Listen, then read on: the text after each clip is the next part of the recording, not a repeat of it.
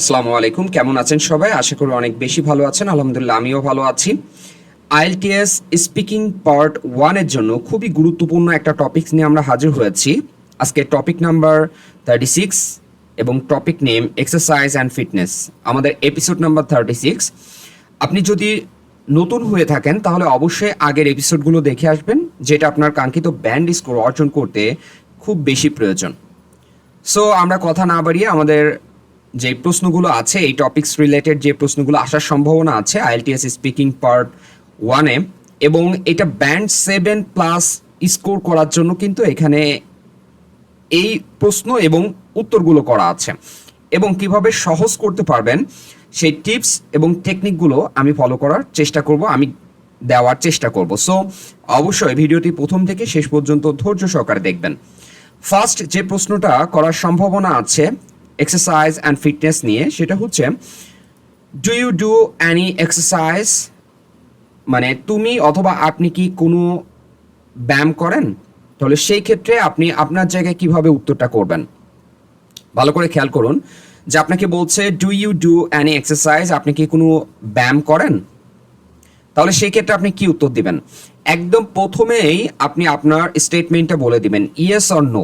আপনি যদি মনে করেন যে না আমি নিয়মিত ব্যায়াম করি, তাহলে সেই ক্ষেত্রে আপনি ইয়েস বলবেন। যদি বলেন না আমি আসলে নিয়মিত ব্যায়াম করি না, তাহলে সেই ক্ষেত্রে নো বলতে পারেন, অথবা সামটাইমস দিয়ে কথাটা শুরু করতে পারেন। আমি যেহেতু এখানে পজিটিভ আনসার করার চেষ্টা করছি, so most of the time try করবেন যে পজিটিভ আনসার দেওয়ার জন্য। সেই ক্ষেত্রে আনসারটা সব থেকে বেশি সহজ হয় এবং একই সাথে আপনার কাঙ্ক্ষিত ব্যান্ড স্কোর অর্জন করাটা আরও বেশি ইজি হয়ে যায়। সো উত্তরটা এভাবে দিতে পারেন যে yes I try to exercise regularly. দেখেন কি বলছে যে হ্যাঁ আমি নিয়মিত ব্যায়াম করার চেষ্টা করি। I enjoy jogging and doing some basic workouts at home. দেখেন কি বলছে যে আমি দৌড়াতে এবং বাড়িতে কিছু সাধারণ ব্যায়াম করতে ভালোবাসি। ভালো করে খেয়াল করুন যে আমি স্পেসিফিকভাবে কি বলছে এখানে। এখানে বলছে do you do any exercise, just আমি কিন্তু এখানে যদি বলি yes I try to exercise regularly অথবা ইয়েস আই ডু এক্সারসাইজ, তাহলে কিন্তু আপনার যে কাঙ্ক্ষিত ব্যান্ড স্কোর সেটা অর্জন করতে পারবেন না।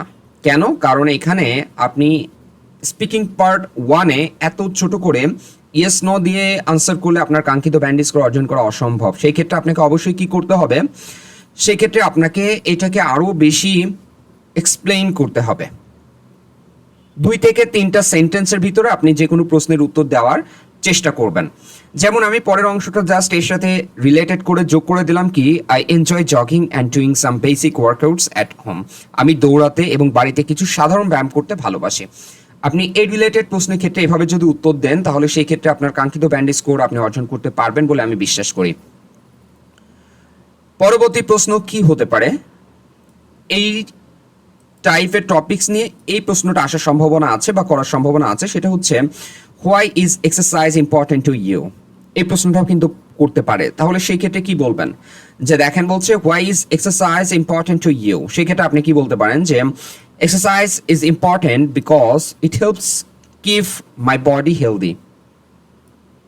ভালো করে খেয়াল করেন যে কি বলছি, যে exercise is important because it helps keep my body healthy,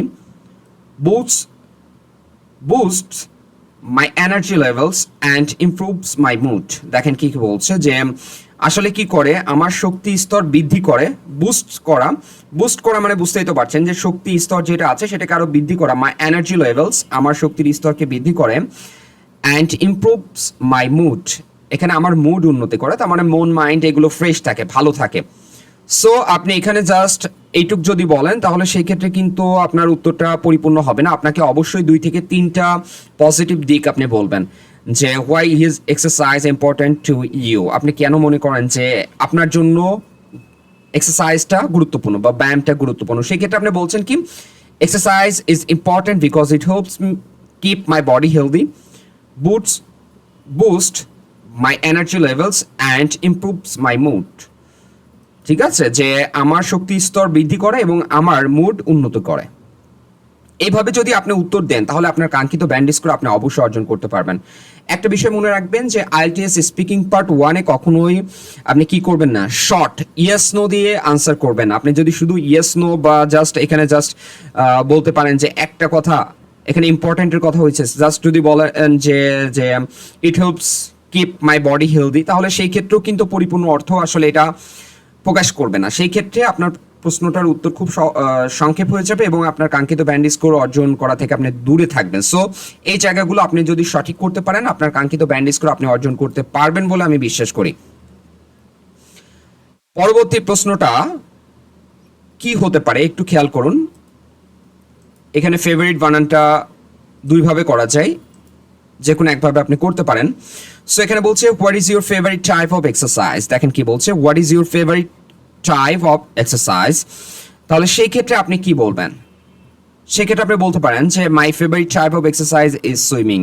আপনি আপনার যে ফেভারিট কি আছে, এক্সারসাইজ আছে, সেই ক্ষেত্রে অনেকে বলতে পারে যে running is my favourite, walking is my favourite হতে পারে।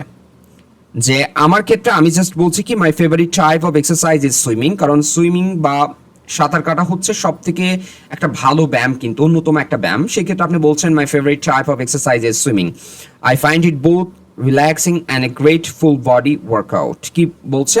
এটা আমাকে আরাম দেয় এবং একটি চমৎকার পূর্ণ দেহের ব্যায়াম। এটা কি? গ্রেট ফুল বডি ওয়ার্কআউট, এটা সম্পূর্ণ দেহের, কারণ সাঁতার যখন কাটেন তখন কি আপনার মানে প্রত্যেকটা অঙ্গ যেগুলো আছে সেগুলো কাজ করে। সো সুইম যদি করেন তাহলে সেই ক্ষেত্রে আপনার কিন্তু ওভারঅল সব কাজই হয়ে যাবে, হাত পায়ের কাজ সব কিছু হয়ে যাবে, এমনকি আপনার মাথা উঁচু করে রাখতে হবে। সো সব দিক থেকে কিন্তু এটা খুবই একটা ভালো ব্যায়াম। এই পরিপ্রেক্ষিতে আপনি কিন্তু এটাকে চুজ করতে পারেন।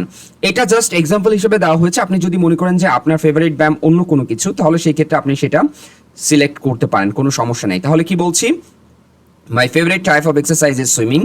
I find it both relaxing and a great full body workout. কি? এটা আমাকে আরাম দেয় এবং একটি চমৎকার পূর্ণ দেহের ব্যায়াম। দেখেন এখানে টপিক 36 এক্সারসাইজ অ্যান্ড ফিটনেস নিয়ে এই ধরনের প্রশ্নগুলো করার সম্ভাবনা বেশি। তাহলে আপনাকে যদি এই ধরনের প্রশ্ন করে আপনি কিভাবে উত্তর দিবেন, আশা করি এই ক্লাসটা থেকে আপনি বুঝতে পেরেছেন যে আসলে কিভাবে উত্তর দেওয়া আমাদের দরকার। যে আপনার কাঙ্ক্ষিত ব্যান্ড স্কোর অথবা আপনার স্পিকিং পার্ট 1 এর জন্য 7+ ব্যান্ড স্কোর পাওয়ার জন্য আসলে কি ধরনের কথোপকথন দরকার, কি ধরনের উত্তর দেওয়ার দরকার, সেই টিপস এবং টেকনিকটা কিন্তু আপনি জেনে গেলেন।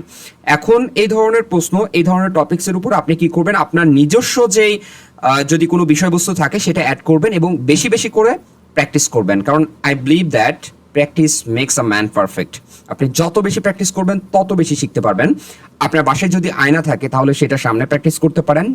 যদি আপনি ওইটাকে কমফোর্টেবল ফিল না করেন তাহলে সেই ক্ষেত্রে ফোনে রেকর্ড করে এক্সারসাইজ করতে পারেন।